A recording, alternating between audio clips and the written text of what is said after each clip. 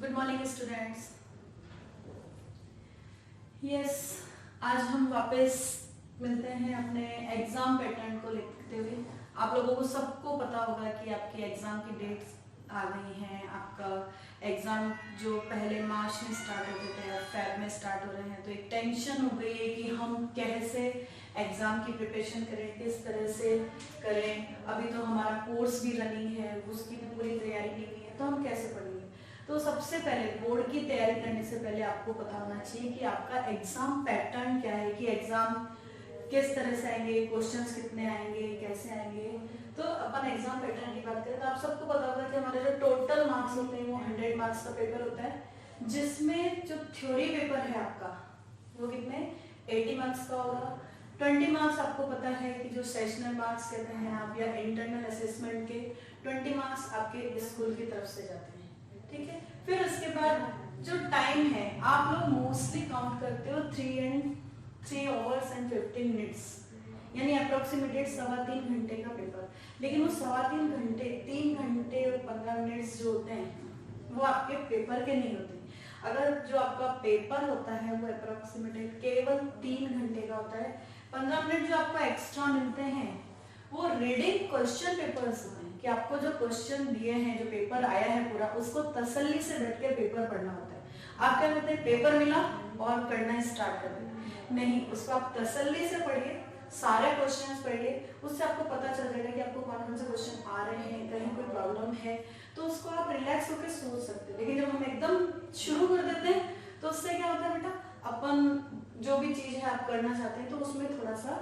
Problem आ जाती है कि आप घबरा जाते हो, टेंस हो जाते हो, और टेंस होने से जो क्वेश्चन आ रहा है उसमें भी कंफ्यूजन हो जाता है। तो इससे बेस्ट है कि आप पेपर को बहुत तसल्ली से पढ़िए, उसके बाद उसके क्वेश्चन आंसर्स लिखने चाहिए। जो पेपर है वो 3 घंटे का, वो हिसाब से है कि आप आराम से इजी गोइंग उस पेपर को उस टाइम पीरियड के अंदर सॉल्व कर सकते हैं। नेक्स्ट आ जाता है कि अब टाइम पीरियड और ये सब चीज तो हमको पता है कि हम करें कैसे। जो बोर्ड की तैयारी आपको करनी है, जो बोर्ड एग्जाम्स हैं उनकी तैयारी आपको करनी है, तो उसके लिए हमें क्या करना चाहिए, किन तरीकों को अपनाना चाहिए जिससे कि हम ज्यादा से ज्यादा मार्क्स ला सकें, 90% क्रॉस मार्क्स कर सकें, कि हम 100 में से 100 आ जाएंगे। 20 मार्क्स तो आपके इंटरनल चले जाएंगे, 80 मार्क्स का जो पेपर होगा उसमें किस तरह से हम हाईएस्ट स्कोर कर सकें। तो उसके लिए सबसे पहले आ जाती है कि जो हाई वेटेज टॉपिक्स हैं आपके सब्जेक्ट के, चाहे वो किसी भी सब्जेक्ट के, साइंस के, हिंदी, मैथ्स, इंग्लिश, सभी सब्जेक्ट्स के आपको क्या करना है, हाई वेटेज टॉपिक्स को तैयार करना है। आपके पास बुक्स भी होंगी, आपके सब जो ब्लूप्रिंट्स आए हैं उन ब्लूप्रिंट्स के अकॉर्डिंग जो आपके पास हाई वेटेज टॉपिक हैं हर सब्जेक्ट के अंदर, हाई टॉपिक्स है। जैसे अगर अपन साइंस की बात करें तो साइंस में आपको पता है लाइट है, इलेक्ट्रिसिटी है, कार्बन है, ये सबसे ज्यादा हाई वेटेज टॉपिक्स हैं। तो हमें सबसे पहले उन टॉपिक्स को कवर करना चाहिए ताकि आपका टॉपिक, अब उस टॉपिक में कि आपने सेलेक्ट किया और उसमें से भी आपने कुछ छोड़ दिया, आपको कुछ छोड़ना नहीं है, हर पॉइंट को क्लियरली करना है, हर टॉपिक को लेना है। तो हाई वेटेज टॉपिक जब आप क्लियर कर लेंगे, सब अच्छे से याद कर लेंगे, उसमें जो शॉर्ट क्वेश्चंस है, लॉन्ग क्वेश्चंस है, फिलिंग द ब्लैंक्स बनते हैं, एमसीक्यूज बनते हैं, उन सभी को आपको क्या करना है, तैयार करना है। फिर उसके बाद आ जाता है सेकेंड पॉइंट आपका ब्लूप्रिंट। अभी मैंने आपको बताया कि जो ब्लूप्रिंट है उस ब्लूप्रिंट के अंदर हर सब्जेक्ट का जो ब्लूप्रिंट है वो अलग अलग आता है। साइंस का ब्लूप्रिंट है तो उसमें भी एमसीक्यूज भी आएंगे, फिलिंग द ब्लैंक्स भी आएंगे, और चैप्टर वाइज उसके अंदर डिवाइडेशन। ब्लूप्रिंट किस प्रकार का है अपन उस नेक्स्ट वीडियो में देखेंगे कि ब्लूप्रिंट में किस तरह से क्वेश्चन है। लेकिन ब्लूप्रिंट की स्टडी करने से हमको एक फायदा है कि हमें पता चल जाता है कि किस चैप्टर के अंदर से हमारे एमसीक्यूज बन रहे हैं, किस चैप्टर के अंदर से लॉन्ग क्वेश्चंस बन रहे हैं, तो हम उनके ऊपर ज्यादा वेटेज दे सकते हैं। जैसे जो लॉन्ग क्वेश्चन है वो और में आएगा, लेकिन वो और वाला क्वेश्चन उसी चैप्टर के 2 क्वेश्चंस हो सकते हैं। इसलिए हमको इन चीजों को बहुत ध्यान रखना है कि ब्लूप्रिंट के अकॉर्डिंग हमको क्या करनी चाहिए, अपने स्टडी को वेटेज देना चाहिए। फिर आ जाता है तीसरे नंबर पे, अगर अपन देखते हैं तो हमें पास्ट पेपर्स यानी जो बोर्ड के पिछले सालों के पेपर्स हैं, जैसे 24 का है, 23 है, 19 से लेकर 24 तक के पेपर्स को आप सॉल्व करते हैं तो उससे आपको बहुत बेनिफिट मिलता है। आपको एक पेपर पैटर्न का पता चल जाता है कि क्वेश्चंस किस तरीके से आते हैं, किस तरह से हमको आंसर लिखना है। और आजकल तो पॉसिबल भी है कि आप जो लास्ट टॉपर्स हैं उनकी कॉपियां भी देख सकते हैं, उनके लिखने का तरीका देख सकते हैं कि हमको उन्होंने कैसे लिखा है और क्या पैटर्न है। तो उस अकॉर्डिंग आप अपनी स्टडी को और भी ज्यादा क्या कर सकते हैं, इम्प्रेसिव बना सकते हैं। फिर उसके बाद आ जाता है रिव्यू द सिलेबस। आपने जितनी पढ़ाई कर रखी है, जो भी है, जैसे आपका कोर्स हो गया, किसी का कोर्स अभी 80% हुआ होगा, कई बच्चे ऐसे भी होंगे जिनका 100% कोर्स हो गया है, लेकिन दोनों की स्टडी में फर्क होगा। तो अगर आपका 80% सिलेबस हुआ है, क्या क्या बाकी रह गया है, तो हमको उसको रिव्यू करना पड़ेगा, एक बार देखना पड़ेगा कि मेरी कौन से टॉपिक्स रह गए हैं, ये टॉपिक मेरे को हार्ड लग रहा है, ये टॉपिक इजी है। तो आपको उसमें पहले सॉर्ट आउट करना पड़ेगा कि आपने कितना कवर कर लिया है और कितना बाकी है। तो सबसे पहले जो टाइम पीरियड है उसमें सबसे पहले कोशिश कीजिए कि जो आपका रिमेनिंग चैप्टर बच गया है या रिमेनिंग पोर्शन बाकी है, पहले उसको कंप्लीट करें, देन आगे अपन उसको कंटिन्यू करके रिवाइव कर सकते हैं। और इसलिए आपको क्या करना है, सबसे पहले सिलेबस जो है आपका उसको रिव्यू कीजिए, उसमें देखिए कि कहीं कोई चीज आपकी रह तो नहीं रही है, क्योंकि कई बार होता है कि हमको लास्ट में अरे ये चीज तो मैंने पढ़ी नहीं। तो इसलिए पहले भले आपका 100% हो चुका है कोर्स, लेकिन फिर भी हमको एक बार पूरे सिलेबस को रिव्यू करना चाहिए, देखना चाहिए कि आपका कोई टॉपिक, कोई चैप्टर गलती से मिस तो नहीं हुआ। आप जान के तो नहीं छोड़ेंगे, लेकिन कई बार होता है पढ़ते हुए रह गया कि यार ये टॉपिक हार्ड लग रहा है, ऐसा इसको मैं बाद में कर लूंगा, या बोरिंग लग रहा है तो ये मैं बाद में कर लूंगा, लेकिन तो उस चक्कर में क्या वो रह जाता है। तो इसलिए एक बार फिर से देखिए कि हाँ मैंने सारे चैप्टर्स कर लिए हैं, उन सारे टॉपिक्स पूरे हो गए हैं, उसके बाद हम उस स्ट्रेटजी को वापस यूज करेंगे कि हाँ हम रिवीजन बहुत अच्छे से कर सकेंगे। ठीक है, फिर इसके बाद जब आपका कोर्स 100% हो जाता है कि यहाँ पे आपने रिव्यू कर लिया, जो चीज बाकी थी उसको भी कंप्लीट कर लिया, अगर उसके बाद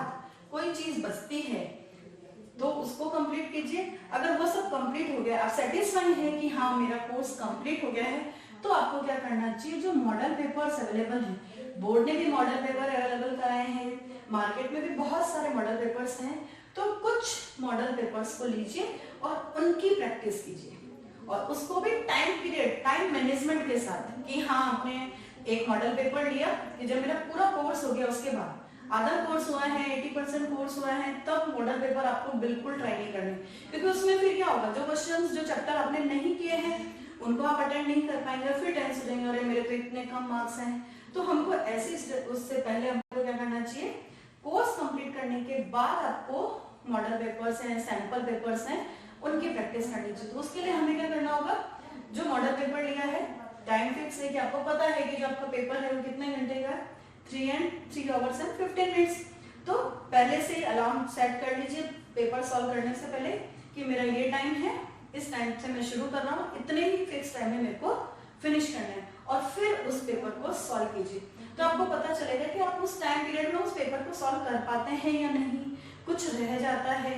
या कई बार होता है कि हम तो प्रैक्टिस ही दे रहे हैं तो 3 घंटे की जगह आपको 4 घंटे लग गए, यानी टाइम ज्यादा, आपको सारा आ रहा है लेकिन आप उस टाइम पीरियड में नहीं लिख पाए। तो आपको पता चलेगा कि मेरी राइटिंग स्किल कितनी है, मैं कितना लिख पाता हूँ और कितना नहीं लिख पाता हूँ। तो इसलिए फिर आप क्या करेंगे, प्रैक्टिस करनी है, लेकिन वो टाइम के साथ करनी है। खाली ये नहीं कि हाँ लेके बैठे हैं और 3 घंटे के पेपर को आप 6 घंटे तक लिखे ही जा रहे हैं कि मेरे को तो सारा आ रहा है। सारा आने से मतलब नहीं होता, मतलब ये होता है कि आप उस टाइम के अंदर उस चीज को लिख पाए। 3 घंटे का पेपर है तो 3 घंटे में खत्म होना चाहिए। अगर 3 की जगह आपने 4 घंटे में भी किया है, इट मीन्स बोर्ड में भी आपका रह जाएगा, सब आने के बाद भी अपने कम मार्क्स होंगे। तो इसलिए अपने को जब टेस्ट पेपर की आप प्रैक्टिस करते हैं मॉडल पेपर्स की, तो हमें अपनी कमियों का पता चल जाता है और हम उस चीज को वापस कम करने की कोशिश करेंगे। जब आपको लगेगा कि इसमें हमको ज्यादा टाइम लग रहा है, तो आप और प्रैक्टिस करेंगे और ज्यादा लिखने की कोशिश करेंगे कम टाइम के अंदर। तो इस तरह से हम मॉडल पेपर्स की प्रैक्टिस करके और अपनी एफिशिएंसी को क्या कर सकते हैं, बढ़ा सकते हैं। फिर आता है बेटा,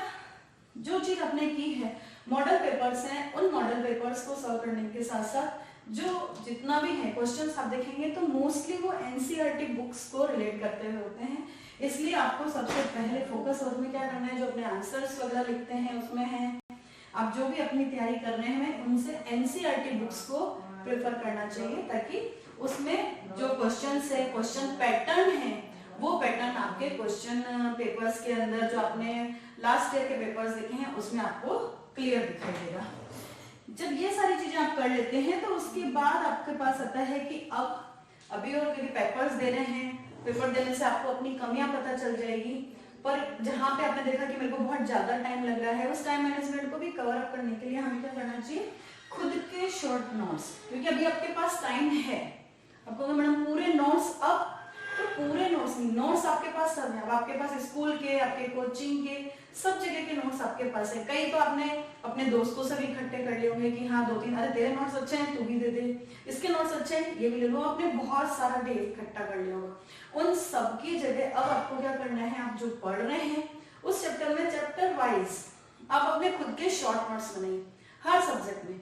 पूरे चैप्टर के नोट्स ज्यादा से ज्यादा 1 या 2 पेज में उसको कवर कीजिए, ताकि उससे क्या होगा, एक तरह से वो शॉर्ट हो गया कि आपको एग्जाम से पहले 2 घंटे में आप पूरा कोर्स रिवाइज कर सकते हैं। और खुद के शॉर्ट नोट्स होंगे तो उससे आपको पता चल जाएगा कि कहाँ पे कैसे क्या लिखना है, किस पॉइंट को किस तरह से डिस्क्राइब करना है। सबके नोट्स अपने अलग होते हैं, लेकिन अगर आप खुद के ऑन बनाएंगे तो ये आपका एक रिविजन भी हो जाएगा बहुत जल्दी से और आपको याद करने में आसानी होगी। फिर उसके बाद सबसे लास्ट और मेन इंपॉर्टेंट पॉइंट आता है प्रेजेंटेशन, कि जब आप कॉपी में लिख रहे हैं आपने उसका कुछ प्रैक्टिस तो यहाँ पे आपने मॉडल पेपर्स जब लिखे होंगे तब की, उसमें आपने देखा होगा, तो उसमें जब आपका जो टाइम मैनेजमेंट था उसमें चेंजेस आए या लिखे हुए पता चला, तो इन चीजों को देखने के लिए कि हमें बोर्ड में अच्छे से अच्छे मार्क्स, आप देखते होंगे क्लास में टीचर है वही पढ़ाता है, बच्चों ने सबने वही लिखा है, लेकिन फिर भी एक के तो 80 में से 80 आ जाते हैं और एक के 80 में से 30 भी नहीं आए, कोई डिफरेंस तो होगा। या एक किसी के कि हम दोनों इंटेलिजेंट है कि उसके 60 आए, मेरे 80 आए, या इसके 80 आए, मेरे 70, तो ऐसा डिफरेंस क्यों होता है? वो प्रेजेंटेशन का फर्क होता है कि सेम चीज लिख रहे हैं लेकिन फिर भी उनके दोनों के लिखने में फर्क होता है। एक ने तो डायरेक्ट क्वेश्चन पूछा और उसको पैराग्राफ फॉर्म में लिख दिया, और एक ने पॉइंट टू पॉइंट लिखा कि पॉइंट्स बना के लिखा, तो उस चीज का बहुत फर्क पड़ता है कि आपको कोई भी चीज लिखनी है तो उनको पॉइंट्स बना के फिर लिखिए, तो उसमें क्या होगा कि आप जो प्रेजेंटेशन होगा क्लियर, जो लिख रहे हैं पॉइंट लिख रहे हैं तो उसको अंडरलाइन कीजिए, ताकि वो पॉइंट अलग से हाईलाइट हो जाएगा कि आप किसी भी चीज को एक्सप्लेन कर रहे हैं। डेफिनेशन दे रहे हैं तो पहले आपने डेफिनेशन लिखी, फिर उसके बाद जिस भी चीज का डेफिनेशन पूछ रहे हैं उसका नाम लिखा, फिर नीचे डिफाइन करते हैं, डिफाइन करने के बाद अगर उसमें डायग्राम है, अगर साइंस का है डायग्राम है, कोई न्यूमेरिकल है या कोई सिंबल है उसका, तो उन चीजों को बताइए, तो आपका प्रेजेंटेशन बहुत अच्छे से होगा। क्वेश्चन कंप्लीट करने के बाद लाइन खींचिए, तो ये छोटी छोटी सी चीजें हैं जो आपके प्रेजेंटेशन को बहुत डिनोट करती। इस चीज को, अपने प्रेजेंटेशन को और भी इम्प्रूव करने के लिए आप क्या कर सकते हैं, आजकल नेट के ऊपर बहुत सारे जो ऑल टॉपर्स हैं उन टॉपर्स की कॉपीज अवेलेबल है, तो उन कॉपीज को आप लोड कीजिए और उन कॉपीज को देखिए ढंग से, तो आपको पता चलेगा कि जो टॉपर्स की कॉपीज होती है वो किस तरीके से लिखी हुई होती है और उनमें लिखने का तरीका कि हाँ ऐसे लिखते हैं तो पूरे में से पूरे मार्क्स मिलते हैं, तो आप उन चीजों को यूज कर सकते हैं और अपने मार्क्स को क्या कर सकते हैं, बहुत ज्यादा इम्प्रूव कर सकते हैं।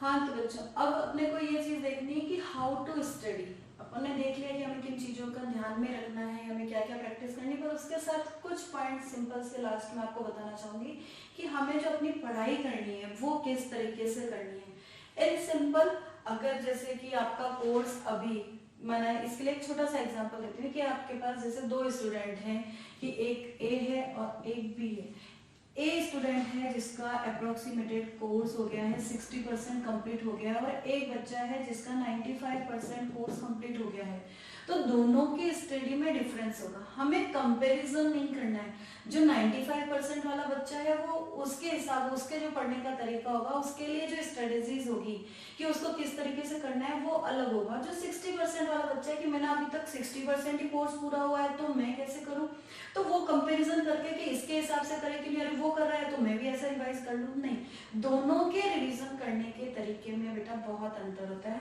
तो उसमें कुछ अंतर मैं बताती हूँ कि किस तरीके से अपने को करना है। अगर जैसे आपका 60% कोर्स कंप्लीट हुआ है तो 60% कोर्स वाले बच्चे को सबसे पहले तो क्या करना होगा कि हमें अपना कोर्स कंप्लीट करना है, ठीक है। आप अपना कोर्स कंप्लीट करेंगे, उसके बाद केवल उसके चक्कर में अगर आप भागेंगे नहीं वो ऐसे तैयारी कर रहा है तो मैं भी ऐसे करूं, तो पर जब आपने तैयारी चैप्टर ही कंप्लीट नहीं हुआ है तो आप उसको कैसे कर पाएंगे। तो इसलिए पहले आपको फोकस करना होगा कि आपको अपना कोर्स 100% कंप्लीट करना है, कि आप 100% कोर्स कंप्लीट करें, उसके बाद हम रिवीजन स्टार्ट करेंगे। जबकि अगर जो बच्चा 95% या 100% जिस बच्चे का कोर्स हो गया है वो डायरेक्ट अब रिवीजन स्टार्ट करेगा, सैंपल पेपर्स लगाएगा। लेकिन अगर आपने उसको देखे कि अरे वो तो सैंपल पेपर लगा रहा है, मैं भी सैंपल पेपर करूँ, मॉडल पेपर्स करूं, तो वो पॉसिबल ही नहीं होगा, क्योंकि आपके तो 40% कोर्स अभी बाकी है। तो आप अगर वो 100% वाले मॉडल पेपर्स लगाएंगे तो उसको देख के और ज्यादा डिप्रेशन में आ जाएंगे कि और ये क्वेश्चन तो मुझे आ ही नहीं रहे। तो सिंपल सी बात है, जब आपने किया ही नहीं है वो चीज, जो चैप्टर आपने पढ़ा ही नहीं है उसको आप करेंगे तो आप कैसे कर सकते हैं। तो इसलिए हमको इजी गोइंग में वो जैसे कर रहे हैं उसको करने दीजिए, हमें किसी की नकल नहीं करनी, हमें अपने हिसाब से तैयारी करनी है। तो आपका जो कोर्स बाकी है, पहले आप उन चैप्टर्स को कंप्लीट कीजिए। कंप्लीट करने के बाद भी आप क्या कर सकते हैं, आसानी से हम बाद में रिवीजन कर सकेंगे। और जब वो रिवीजन आप करेंगे तब आपको दिखाई देगा कि हाँ, मैं उन पेपर्स को, जो मॉडल पेपर्स थे, मैं उनको ज्यादा अच्छे से कर पा रहा हूँ, वनिस्पत अभी उन पेपर्स को लेकर टेंशनाइज होने में, डिप्रेस्ड होने से कि अरे मेरे को तो आ ही नहीं रहा, मैं कैसे करूंगा, मैं पास नहीं हो सकता, ऐसी गलत चीजें सोचने से बेस्ट है कि हम अपने कोर्स के ऊपर ध्यान दें। जो 95% या 100% वाले कोई बच्चे हैं कि उनका कोर्स अगर 95% और 100% हो गया है, तो वो जरूर अपना ऐसा कर सकते हैं कि वो अपने सैंपल पेपर्स, बोर्ड पेपर्स जो हैं, पुराने बोर्ड पेपर्स हैं या मॉडल पेपर्स हैं, उनकी तैयारी भी कर सकते हैं कि उनको सॉल्व करें और फिर अपना रिवीजन स्टार्ट करें। बस हमें एक दूसरे को देख के कंपेरिजन में नहीं करना है कि मैं भी उस हिसाब से करूं। इन चीजों को ध्यान में रखते हुए हमको क्या करना है कि सबसे पहले जैसे अगर अपन करते हैं तो हमें टाइम मैनेजमेंट का, जैसा कि मैंने अभी आपको पहले बताया था कि हमको सबसे ज्यादा ध्यान रखना है टाइम मैनेजमेंट का, कि आप जो भी चीज याद कर रहे हैं अभी उसमें टाइम को ध्यान में रखते हुए ध्यान रखें, और साथ में राइटिंग प्रैक्टिस करें। कि जब राइटिंग प्रैक्टिस करेंगे, यहाँ पे मैंने अटैच किया है कि राइटिंग प्रैक्टिस करनी है आपको, जो भी चीज याद कर रहे हैं उसको लिखिए कि आप उस चीज को कितनी देर में लिख पा रहे हैं। वो शॉर्ट क्वेश्चन है तो, लॉन्ग क्वेश्चन है तो, तभी आपको पता चलेगा कि मैं इस क्वेश्चन को इतनी देर में अटेंड कर पाता हूँ। अदरवाइज क्या होगा कि आपको याद तो पूरा है लेकिन आप उस चीज को लिख नहीं पाए। तो आपको राइटिंग प्रैक्टिस करनी पड़ेगी और टाइम मैनेजमेंट के साथ। और इस टाइम मैनेजमेंट का ध्यान रखने के लिए हम क्या कर सकते हैं, जो भी चीज आप याद कर रहे हैं या जिसको आप लिख रहे हैं उसको टाइम पीरियड में आपने डिसाइड कर लीजिए कि हमें को 10 मिनट में लिखना है, 15 मिनट में इस क्वेश्चन को कंप्लीट करना है, और फिर आप उसको टाइम चालू करके और फिर इसमें देखिए कि आप उस टाइम में उस चीज को कंप्लीट कर पा रहे हैं या नहीं कर पा रहे हैं।